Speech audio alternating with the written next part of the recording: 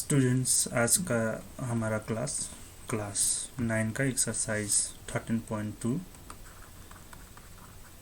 का कंटिन्यूएशन है। आखिरी चरण में क्वेश्चन नंबर 9, 10 और 11 तीन क्वेश्चंस जो है इस क्लास में हम लोग सॉल्व करेंगे। एरिया रिलेटेड टू सिलेंडर से रिलेटेड एरिया का बारे में हम लोग बात करेंगे। सो क्वेश्चन नंबर 9 है, the lateral and curved surface area of a closed cylindrical petrol storage tank is 4.2 meter in diameter and 4.5 meter in height। हमें निकालना है, फाइंड करना है the lateral और the curved surface area। यहाँ पे देख रहे हैं lateral और curved surface area ये दोनों सेम ही होता है। अगर ये टैंक है तो इस टैंक का जो कर्व्ड पार्ट है, ये वाला पार्ट, ये जो पार्ट है, इस पार्ट को हम लोग लेटरल सरफेस एरिया निकालेंगे। ठीक है, ऊपर का भी ऐड कर देंगे और नीचे का भी ऐड कर देंगे तो ये टोटल सरफेस एरिया हो जाएगा। तो यहाँ पे हम लेटरल सरफेस एरिया निकालेंगे। उसके बाद इसी क्वेश्चन में दिया हुआ है how much steel was actually used if 1/12 of the steel actually used was wastage in making the tank. तो एक्चुअल स्टील का भी निकालना है, एक्चुअल स्टील कितना यूज हुआ है वो भी हमें निकालना है। अगर 1/12 ऑफ द स्टील जो है वो वेस्ट हुआ है, ठीक है, तो हम यहाँ पे निकालेंगे। तो इस टैंक में हम लोग देखेंगे कि ये जो स्टोरेज पेट्रोल स्टोरेज टैंक है और यहाँ पे हम टैंक का एरिया जो है वो हम लोग निकालेंगे। सो स्टार्ट करते हैं। Lateral surface area for close cylindrical tank. तो lateral surface area of close cylindrical tank 2πr/h होता है, 2πr/h। तो यहाँ से इस वैल्यू से हम लोग निकालेंगे lateral surface area of the tank. तो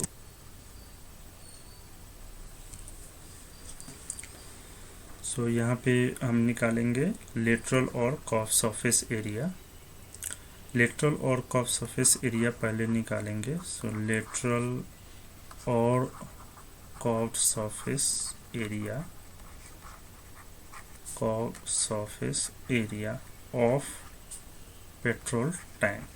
तो यहाँ पे क्लोज सिलेंड्रिकल पेट्रोल टैंक है, ठीक है, क्लोज सिलेंड्रिकल पेट्रोल टैंक है और हमें निकालना है यहाँ पे कर्व सरफेस एरिया। सो कर्व सरफेस एरिया का फॉर्मूला है 2πr/h।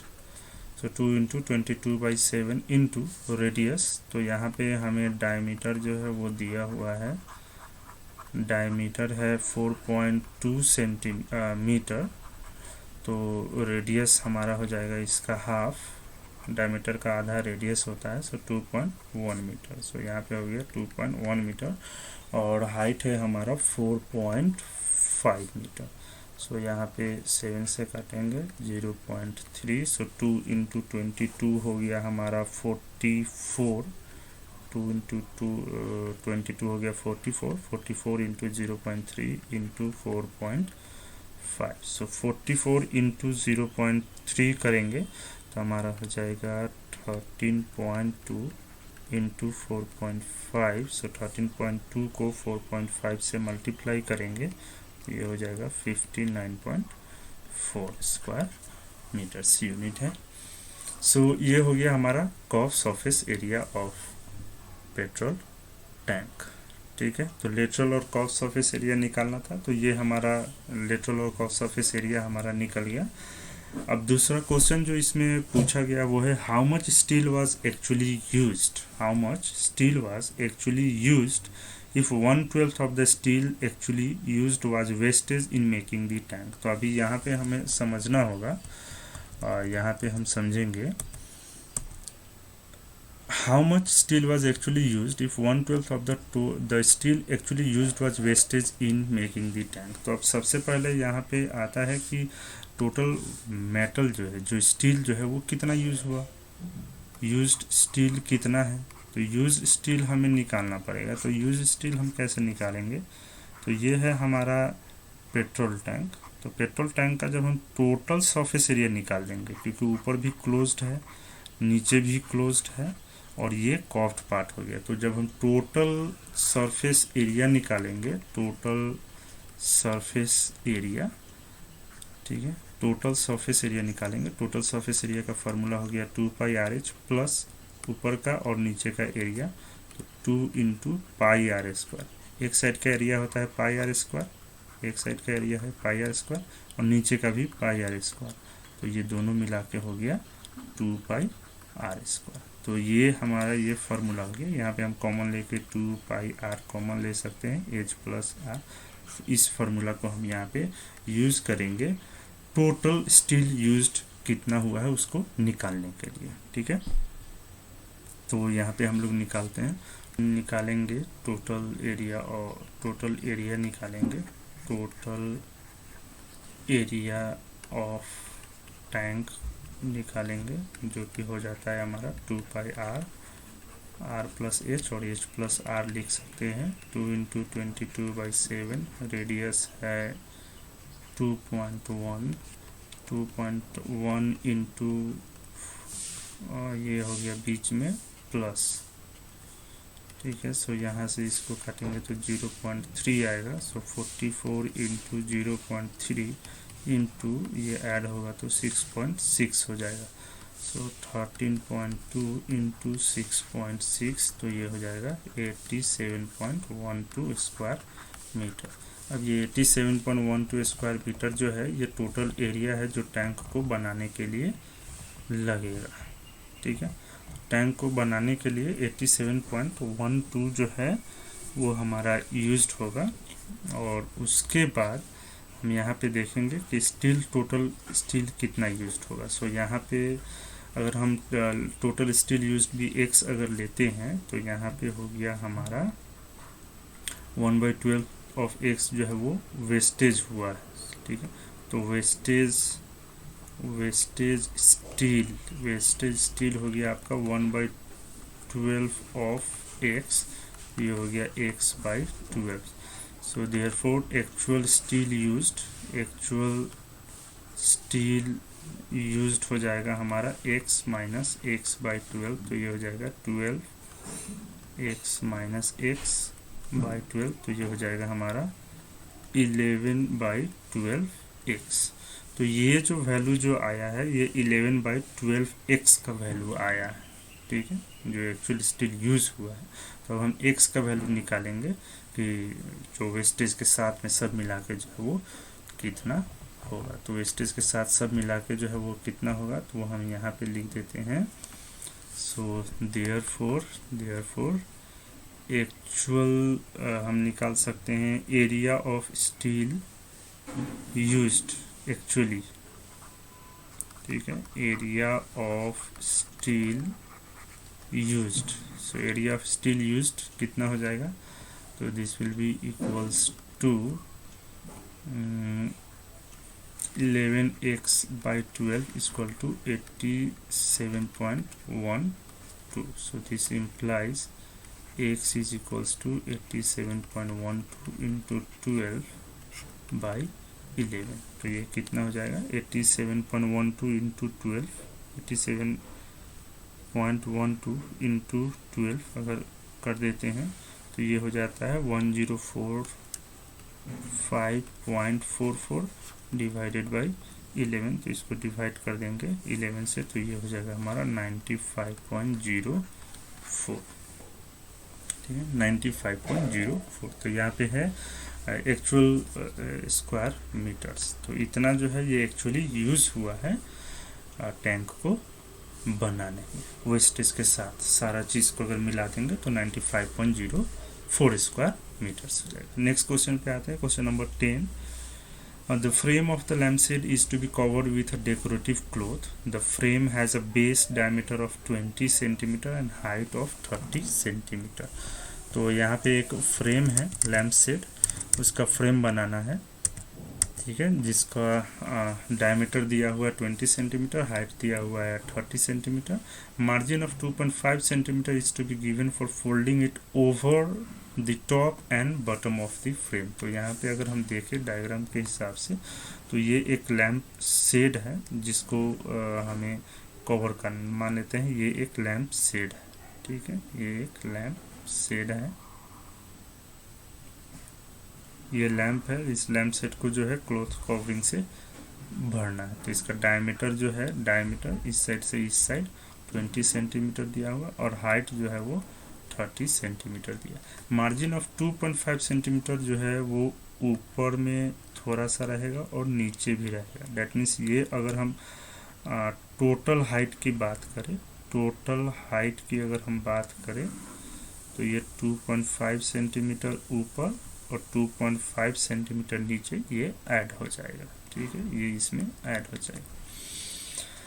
Find how much cloth is required for covering the lamp set. तो क्लॉथ निकालना है, that means area of cloth निकालना है। तो एरिया ऑफ क्लॉथ आप कैसे निकालेंगे? सो एरिया ऑफ क्लॉथ तो वो हो जाएगा length into breath. That means इसको अगर आप ऐसे ऐसे ऐसे कट कर दें तो ये हमारा रेक्टेंगुलर फॉर्म में आ जाता है, रेक्टेंगुलर फॉर्म। तो ये जो है ये सर्कल, सो सर्कल है, डेट मीन्स ये लेंथ हो जाएगा 2πr और ये जो ब्रेथ है ये हो जाएगा हमारा 35 सेंटीमीटर, क्योंकि ये ऊपर में ऐड हो रहा है नीचे में ऐड हो रहा है, तो 35 सेंटीमीटर। तो ये जो हम निकालेंगे ये हो जाएगा हमारा area of cloth.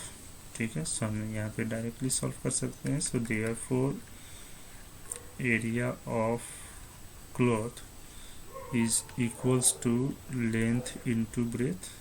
So length है हमारा 2πr इंटू ब्रेथ है हमारा 35। तो हम यहाँ पे ब्रेथ ही लिखते हैं।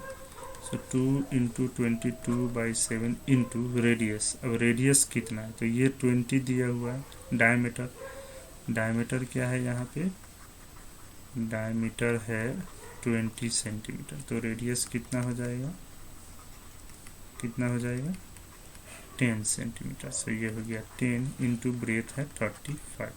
सो ये 7 से 5 टाइम्स 2 इंटू 22 हो गया 44 तो 440 और ये हो गया हमारा 5। सो इसको अगर हम मल्टीप्लाई कर देते हैं 440 इंटू 5 तो ये हो जा रहा है 2200 सेंटीमीटर स्क्वायर। तो इतना एरिया जो है ये हमारा क्लॉथ का एरिया जो है वो हमें चाहिए, जो हमारा यूज़ होगा लैम्प सेट को बनाने में।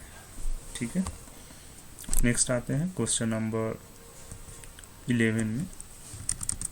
The student of Vidyalaya were asked to participate in a competition for making and decorating pen holders in the shape of a cylinder with a base using cardboard with a base। अब यहाँ पे ये चीज़ ध्यान देना है, यहाँ पे base के साथ जो है, बेस के साथ जो है यहाँ पे बनाया जाना है। ठीक है, बेस के साथ जो है वो बनाया जाना है। तो इन द शेप ऑफ यहाँ दिया हुआ है सिलेंडर विथ बेस। तो ये सिलेंडर है और उसमें जो है बेस जो है वो दिया हुआ है। Each pen holder was to be of radius 3 centimetre. So radius यहाँ पे 3 सेंटीमीटर दिया हुआ है और हाइट भी दिया हुआ है 10.5 centimetre. The vidyalaya was to supply the competitors with cardboard if there were 35 competitors. तो यहाँ पे टोटल जो है 35 कॉम्पिटिटर्स है। How much cardboard was required to bought for the competition. तो कितना कार्डबोर्ड आ जाएगा? तो कितना कार्डबोर्ड आ जाएगा? तो ये कर्व सरफेस एरिया में चाहिए ही, तो कर्व सरफेस एरिया हो गया 2πrh plus area of base चाहिए, तो ये एक ही नीचे का ही हो रहा है, सो πr², ऊपर का नहीं है। ठीक है, तो ये πr²। तो ये हो गया हमारा एरिया एक पेन होल्डर का। सो हम यहाँ पे निकाल सकते हैं area of 1 pen holder is equals to 2πrh plus πr²। सो 2 इंटू 22/7 इंटू रेडियस है 3 इंटू हाइट है 10.5 प्लस 22/7 इंटू रेडियस है 3, सो 3 इंटू 3। सो इसको हम मल्टीप्लाई करेंगे 7 से, अगर इसको हम काट देते हैं तो ये हो जाएगा 1.5। सो ये हो गया हमारा 2 इंटू 22 हो गया 44 इंटू 3 इंटू 1.5, तो ये हो गया हमारा 198 प्लस यहाँ पे अगर देखेंगे तो कोई काटने वाला नहीं है। सो 22 इंटू 3 इंटू 3 198 और इसको हम डिवाइड कर देंगे 7 से, तो ये हो जाएगा 28.28 के करीब। तो इसे हम ऐड कर देंगे, ठीक है, 198, तो 198 में ऐड करेंगे तो 226.28 ले सकते हैं, या फिर 29 भी ले सकते हो, या 0.5 में। तो इतना जो हो गया ये हमारा हो गया area of one pen holder, ठीक है, area of one pen holder हो गया। अब हमें क्या करना है, अब हमें निकालना है टोटल कितना सप्लाई हुआ है, 35। सो यहाँ पे हम निकाल सकते हैं। So therefore total requirement, total area of cardboard require, total area of cardboard required for 35 competitors, ठीक है, इज इक्वल टू 35 इंटू 226.28, तो ये आपका आंसर आ जाएगा करीब करीब 7920 सेंटीमीटर स्क्वायर, सेंटीमीटर में। सो 7920 सेंटीमीटर स्क्वायर ये हमारा टोटल कार्डबोर्ड का एरिया का रिक्वायरमेंट है, ठीक है, समझ गया। तो ये चैप्टर जो है यहीं पे समाप्त होता है। अगले क्लास में हम लोग अगला चैप्टर 13.3 लेकर आएंगे, ठीक है।